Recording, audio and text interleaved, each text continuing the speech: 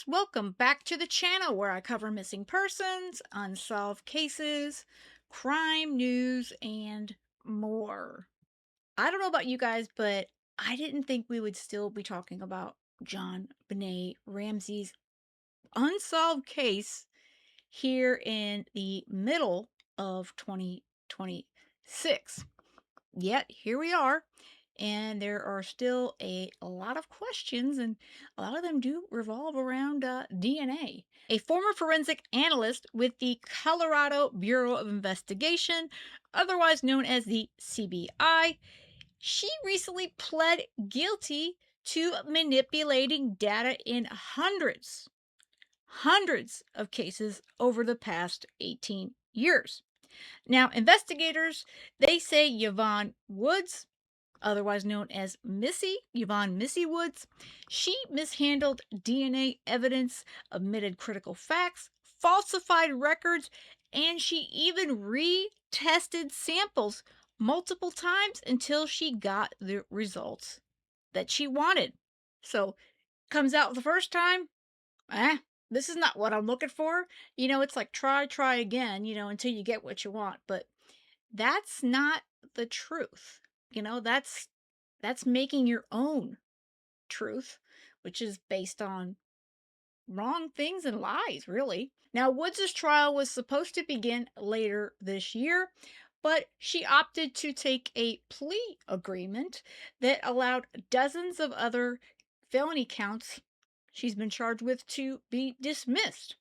So she now is facing anywhere between 8 and 16 years in prison when she's actually sentenced in September.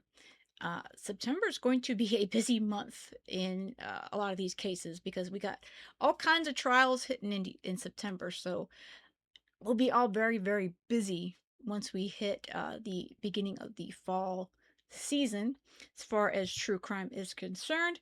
Now, how does this relate to the JonBenet Ramsey case? Her actions are dating back to, they're saying, 2008. However, she was a member of the forensic team at the CBI during the 1996 murder case of JonBenet Ramsey. Now, at this point, they're stating that there's no evidence that she mishandled or tampered with any DNA evidence in JonBenet Ramsey's case, but let's just be honest, they don't truly know. But investigators claim her mishandling of evidence only really started in 2008 through 2023. So you be a judge of that. But considering how crazy the case of JonBenet has been since day one, I mean, really, nothing surprises me at this point. Jesse Weber of News Nation did a piece on this the other day, and he spoke with JonBenet's father, John Ramsey, about this news and where things stand with the DNA testing on his daughter's case.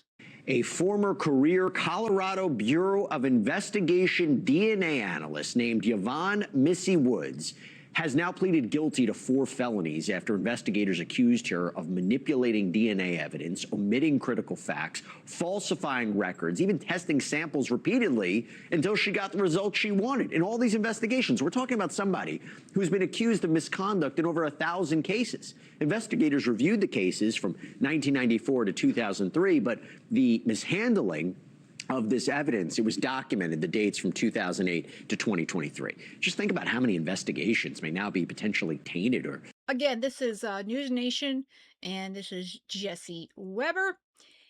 Yeah, can you imagine thousands of cases that she could have changed the actual evidence in? I mean, how many people are going to be appealing their guilty verdicts now from Colorado? And how many other families are going to be, the victims' families are going to be wondering if they're going to have to suffer through another trial or deal with appeals and all that sort of stuff. So this is horrible. I mean, we trust these people that not only work from, obviously, starting at first responders like police, and, paramedics, that sort of stuff, through detectives. And we trust these DNA forensic analysts, excuse me, to be honest and do what they are trained to do. And when someone like this comes out that she has been so well known for this work, and she's been doing this work for pretty much majority of her career in forensics, it's really difficult because, damn, I mean, how do you trust any case that she's had any hand in from the beginning? The results questioned. Under this plea deal, Woods is going to serve prison time, facing between 8 and 16 years behind bars when she's sentenced in September. But when you think about not only the stain this places on the CBI, but also the effect it may have, now you talk about a very infamous case, JonBenet Ramsey, that case, that Colorado case, the 6-year-old killed in 1996. What does this mean for her case? To be clear, right now there's no evidence that Woods tampered with DNA evidence in the JonBenet Ramsey case, and investigators haven't said that any of the Ramsey case key DNA findings were compromised. But Woods was working at the CBI during the time of JonBenet's death. Her guilty plea is once again putting a spotlight on the case's most important piece of evidence, the unidentified male DNA that was found on JonBenet's clothing. That DNA helped exclude members of the Ramsey family, but it never matched to a suspect. And for years, JonBenet's father, John Ramsey, has called for that evidence to be tested using the most advanced DNA technology available, including independent testing outside of Boulder. Yeah, I don't blame people questioning this because when I read this, I immediately, the hair stood up on my neck and I was like, damn, this could be another problem in this case. I mean, go all the way back to 1996, Christmas 1996. You remember when the 911 call came in, that we heard that Patsy called 911 claiming that her daughter was kidnapped. They had a ransom note.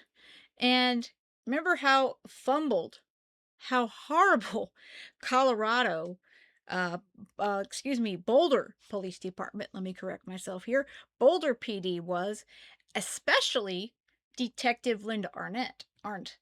I always say her name wrong, but Detective Linda, who she was all not knowing what to do with herself at the scene. Other detectives, supervisors, such, they were at some sort of meeting. She felt like she was not supported by her fellow law enforcement at that scene. She had no control over the scene, neither did any of the other law enforcement that did respond to the Ramsey home that day. And then later on, she has sworn, actually, I think to this day, that when she looked at John Ramsey after they found little JonBenet, she looked at him and she said, "Oh, I knew I was looking at the killer right there." I mean, again, the trouble for this case, it really just started day one. So who's to say that this former forensic analyst didn't mess around with the testing? I mean, who knows? Earlier today, I got a chance to speak with him about the new developments, what this means for the investigation into his daughter's killing. John, good to see you. Thanks for coming on. I mean, when I heard this, we immediately wanted to talk to you. Why? There's no evidence that Woods was involved in JonBenet's case, but you want to talk about a case of a failure of checks and balances. This is it, been going on for decades. It's, no secret. You've been critical of investigators. Were you surprised by this? What's your reaction to it? Well, we heard about this initially when it was sort of rumored that there were problems in the CBI DNA lab. And we looked into it at that time, it's probably a year ago. And it appeared that Miss Woods was not involved in our case. So we kind of just dropped it. But the DNA initially in our case was the crime scene evidence, I think, was sent to an outside lab, not to CBI. And they found unidentified male DNA in JonBenet's panties and some other areas. And that was a big problem for the police because they started including evidence weren't sure which one, but now they got unidentified male DNA to explain away. So the DNA, whoever did the DNA then did us a great service by finding them. And then, of course, more was found in 2006 when it was tested using other crime scene evidence was tested using the latest technology at that point. So I don't think we suffered from misconduct. We did know that a number of items from the crime scene were sent in for testing, and a number were not tested. We always kind of wondered why. Seen items and should have been sampled, but they weren't. I don't know if it's a cost issue or they already found unidentified male DNA, so why go any further? Right. Just goes to a larger issue. I mean, this is pretty incredible to be thinking about her hand on all of these different cases and what the effect might be. You know, I hear when you say you don't think it might have an effect, but does it give you pause to think that you have a lack of faith in the investigation in any way? Does it make you believe that there might have been mistakes in your investigation? If you have somebody here who was accused and ultimately pled guilty to, you know, misconduct with respect to DNA testing for so many years, does it give you pause to say maybe mistakes were made? Well, possibly, but you know, it certainly didn't favor the police because they wanted to charge Batsy and I and figure out which one. They made that conclusion really immediately. So the real problem, and there's been other cases like this where the police has a captive DNA lab that's has the potential to try to help the police get a conviction. They're not really interested in there's a risk that they're not objective. So yeah, it does sound like John is not he's not concerned that this former analyst did anything with, you know, the DNA testing from JonBenet's case, because a lot of it was sent to another lab, and obviously it didn't benefit, you know, the case in any way. Um, from the get-go, I mean, law enforcement was totally, and there's still people to this day because of law enforcement and the media that still assume and they believe very strongly that it was either Patsy, John, or Burke that, you know, or all of them that were a part of JonBenet's murder. And they just focused in. I mean, they laser focused in on the Ramseys, and any other possibility pretty much, you know, was never explored. It took quite a bit of time before that happened. And it's really sad that to see that it seems like at every, like I said, at every step, this case just hit, like, you know, a bump in the road, you know. And JonBenet's case is just like one of the first cases that I remember paying very close attention to, because like I said in previous videos, you know, I was 18 years old at the time of JonBenet's murder. And, you know, I still wonder, will this ever get truly solved, you know, in my lifetime? Because, I mean, really, I mean, look at how many years that it's been already, and we still don't truly know who killed little JonBenet. And there's a big case in Oklahoma, I think a few years ago, where hundreds of cases were thrown out for that reason. Captive DNA within the police structure, which basically this is. And that England, for example, won't allow that kind of evidence to be brought to trial. Right. It has to be that any evidence brought to a trial in England, DNA evidence, has to have been sampled by. Right. And that goes to the point that I just want to back up on. With respect to the DNA in your case, and we're talking again about the one on the long johns, the underwear, what is the status of it? And after what has just happened with Woods, does that affect how it's going to be tested, or who's going to handle it, or where it's going to be tested? I mean, we've advocated for, a year almost, that we use forensic genetic genealogy, FGG, which is kind of the latest tool that's out there.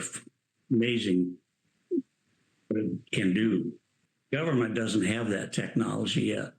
have to go to an outside lab, but it's got to be one that knows how to do it. And so I don't think, well, I do know the chief of police told us last fall that, well, they're going to send some more items out for testing, and I think they sent it to the CBI.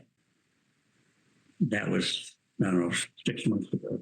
So I don't know. But that's the concern, right? Exactly, Jesse. Who's to say that CBI can be trusted as a testing facility? I'm I'm not trying to say that the other analysts at the CBI are just honest analysts, okay?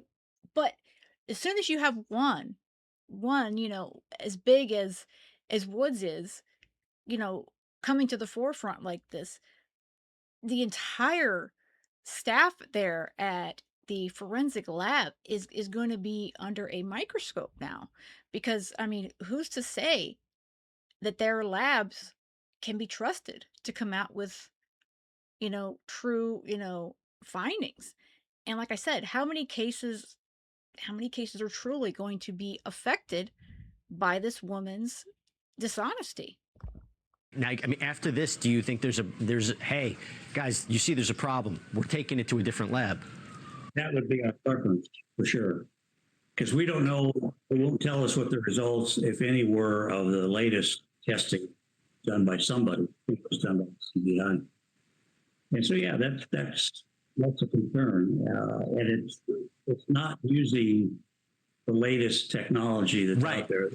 But, and that's what needs to be done. I guess the question is, before we wrap up, is the idea now, after what just happened with Woods, to say, are you going to petition now and say, after what just happened with her, she had her hand on all these cases, it shows what the CBI, maybe make that argument, but we have a right to have this tested in a different laboratory? Is that something that you're going to use maybe this case to explain it?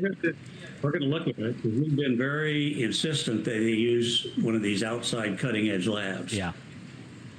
And I'm convinced we can get an answer if we do it. But they won't tell us what they're doing, so we don't know. But no, going to the CBI lab, the government lab isn't using the latest technology. They'll have it.